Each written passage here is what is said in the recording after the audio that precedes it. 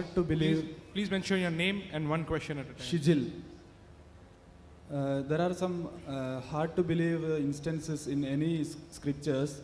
For instance, in Quran, like birds dropping stones in a battlefield on the enemies, context like that, which is hard to believe. That's my first question. There's a question, that certain things mentioned in the Quran like birds dropping stones, talking about Surah Fil. Surah Fil, chapter number 105. There are many things. For example, Quran says about Shaqqul Qamar.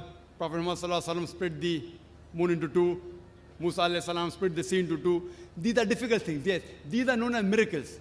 Miracles are those things which a human mind cannot conceive how it happened. For us human being, to make the moon into two is not possible. For us human being to split the sea into two and have a pathway is not possible.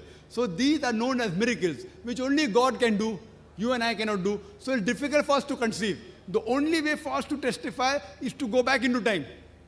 Here sitting now, we can't go back 3,000, 4,000 years back and check up whether Musa alayhi salam, Moses, did he split the sea or not. So what we say, these are miracles which doesn't allow us to go back in time.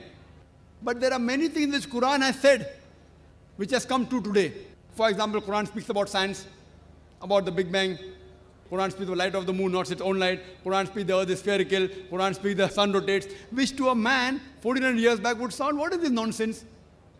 That the moon has its own light? That the earth is spherical?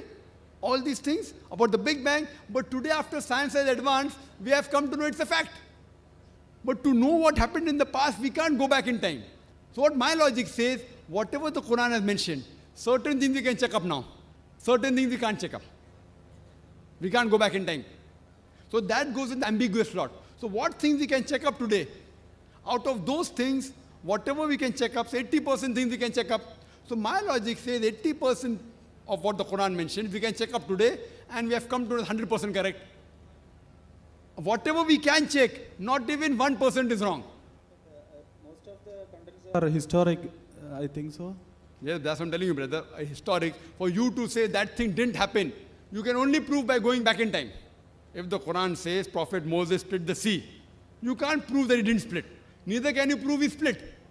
But we can't go back in time. Can we go back 3,000, 4,000 years back? Can we go? We can't. So what we say logically, this may have happened, may not have happened. May have happened, may not have happened. The birds may have dropped stone, may not have dropped stone. Correct? What we say, this is ambiguous. If we talk about the nuclear bomb, 1,000 years back, would they have believed? Would they have believed? They would have said this is nonsense, right or wrong? But today you and I believe or not? Because science is advanced. Similarly, there's nuclear bomb, there's atom bomb. So birds dropping stones, what's the problem? It is so easy. Nuclear bomb is more difficult. So here we realize we cannot go back in time. So what my logic says, whatever we can testify today, whatever we can analyze today, out of that, 100% has been proved to be correct. 20% we can't analyze, we cannot go back. We can't go in future. We cannot prove scientifically whether there's heaven or hell. So you'll ask me, Brother Zakir, you're a medical doctor. How do you believe in heaven and hell? I said that goes in the 20% ambiguous slot. So my logic says when 80%, what we can check today of the Quran, has been 100% to be correct. Not even 0.1% is wrong. So my logic says what 20% is ambiguous, inshallah, God willing, even that will be correct.